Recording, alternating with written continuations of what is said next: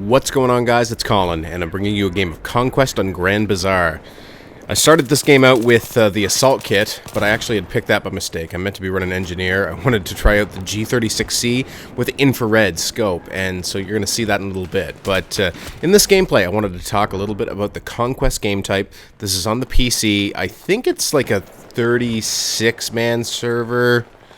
Not 100% sure, but you know, I did want to talk about Conquest, how I like to approach the game, and you know, some general tips and tricks. So when it comes to the map design for Conquest, it scales according to the number of players. So on consoles, I think that most maps are 3 flag maps, whereas on PC you can have 3, 4, or 5 flag maps. And in this game, we're playing Conquest Large, so it's actually a 5 flag map, Grand Bazaar. That's just how it works. And the alleyway, just about every time, is always a focal point on this map. So what I wanted to point out was the importance of sort of flanking and, you know, just taking a smart approach to capping flags and defending them. And this is a pretty decent game, actually, at the end of the day. So, you know, I thought this would be a good one to illustrate some of my points. And in future videos, I'm actually going to show you some vehicle gameplay, probably post that tomorrow, which will demonstrate how I've been liking using the heavy armor, like the main battle tanks, in order to be successful in Conquest. But anyway, in this game, I am primarily infantry focused. I'm running now the Engineer Kit G36C infrared scope, which is an absolute beast.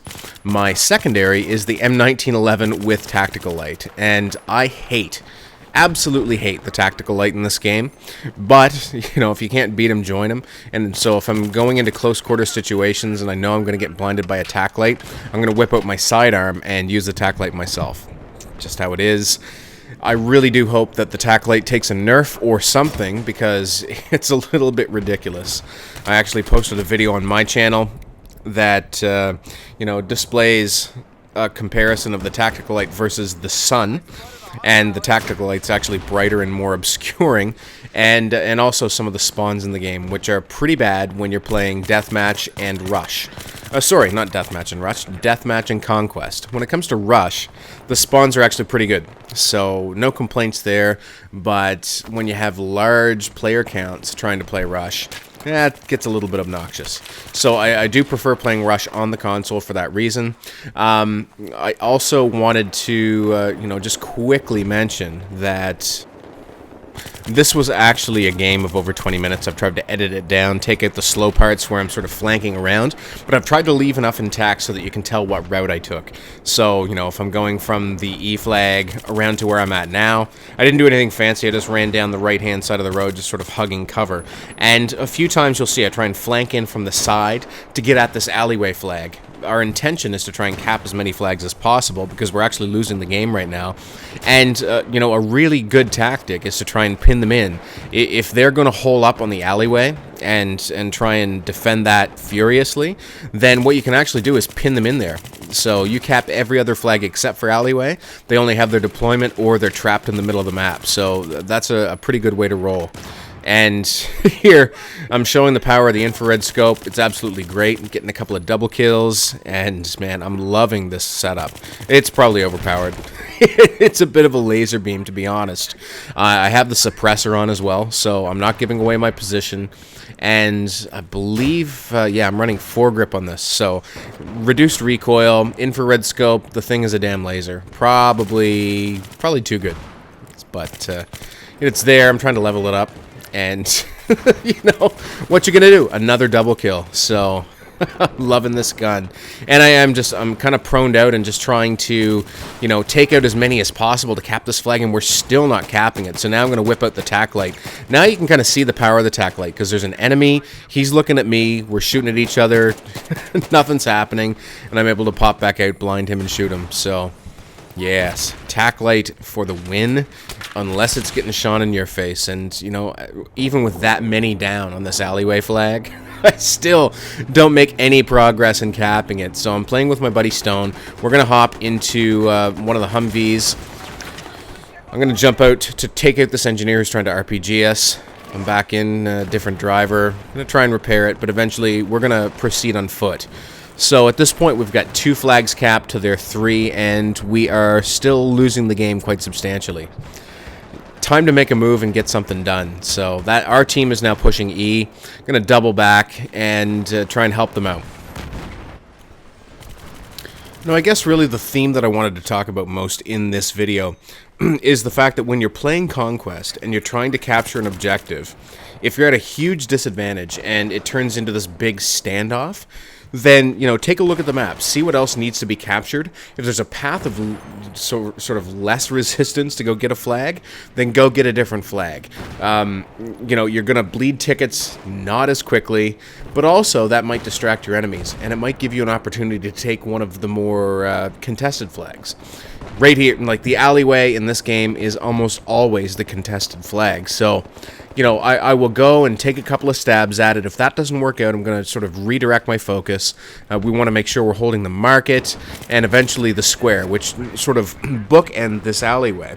And if you have that, then, you're in a pretty good position to go grab the other flags on the map, pin them in the alleyway, as I mentioned before, or, they're forced to spawn at their deployment. And that puts you in a really great situation. Now, when you're playing with this many players, it's a little bit tougher. I much prefer the larger Conquest games, simply because of the number of flags. And, with a high player count, the action is always happening. It's always intense. But with a 3-flag map, it's just too easy for the other team to slip up and for you to take all 3 flags and spawn trap them. Now, this was just sort of a big-time awareness failure on my part. I took out that one enemy, didn't see the other guy standing on top of the pallet, so I got killed. I'm going to spawn back into the marketplace and just try and hold it down. We're still losing on the scoreboard, but we are in a position where we might be able to cap 4 out of 5 flags and try and make up some tickets. So what you always want to be paying attention to when you're playing Conquest, especially if it's on the PC, on one of the larger maps, is the number of flags that you're holding and the ticket count. I know that that sounds obvious, but I know that I've gotten caught up in the action in the game, not paid attention to what's happening. Right here I spot the enemy. I'm going to try and pull out my RPG and take him out, but he has the same idea. He gets there first, so good on him. No, I didn't get RPG'd. I got friggin' mortared. That's another tactic you'll see get busted out, is that the other team will sit there out of harm's way and mortar the hell out of that particular hallway. So you have to watch out for that. I'm not going to try and take the direct approach back into the alleyway, which would be either from the marketplace flag or from the square flag. Those are the flag names. They actually change. The letters on the flags change, whether it's 3, 4, or 5. So for the life of me, I cannot memorize the letters over the flags. I can memorize the names. So anyway, marketplace and square, they sort of bookend alleyway. And alleyway is obviously contested. Right now we're on the bridge, and I think it's called bridge. I'm going to have to look a little bit closer, but I'm going to take an approach, and with Stone, he actually gets taken down. This guy's going to duck behind cover. I button fumble a little bit, get an RPG on him to kill him, and I'm going to go cap this flag. Another thing that I've edited out is the time that I'm just laying on flags capturing them. That is not interesting. I wanted to take that out, keep the action up. I want you guys to leave me a comment. Let me know if you think that that's cool how I've edited this game, because Battlefield 3 games, even deathmatch, can go on for 15 minutes, and when it comes to YouTube videos, that is just it's too long. It's too long to commentate. I'm already running out of useful things to say on, I think this is like a 12-minute video.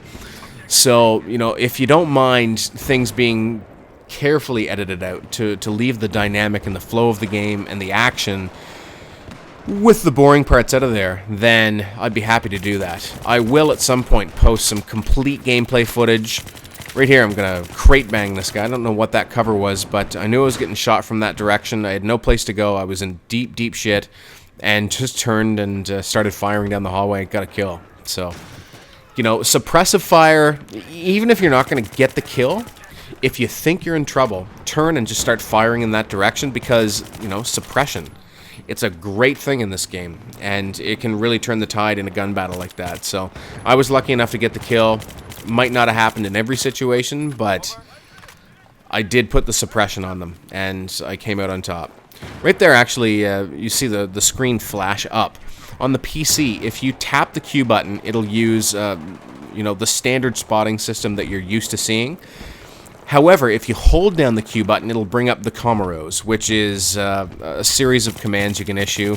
And I know that it was a huge point of contention for Battlefield 2 fans that wanted to see the Comoros make a comeback in Battlefield 3. I've found that it's kind of useless. I have tried to use it on a number of occasions, and people just ignore me. So I don't know if that's because they've gotten used to the context-based system, where if you point at you know, a support guy who's carrying ammo and hit the spot button, it asks for ammo.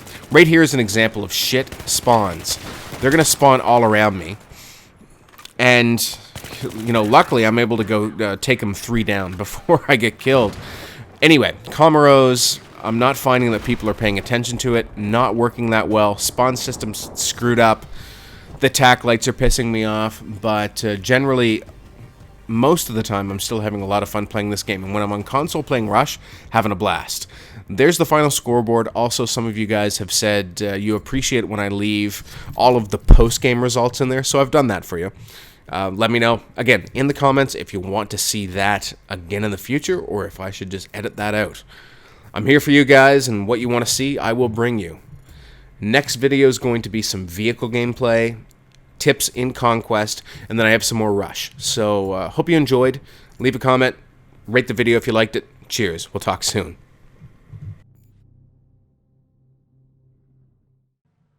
Did you like this video? If you did, check out a couple of these here on the left on NGT Games. Started by me, Wagon, and myself. We're finishing up playthrough 1 on Borderlands, a co-op campaign. We're about to head over to the second playthrough, so be sure to keep an eye out for that.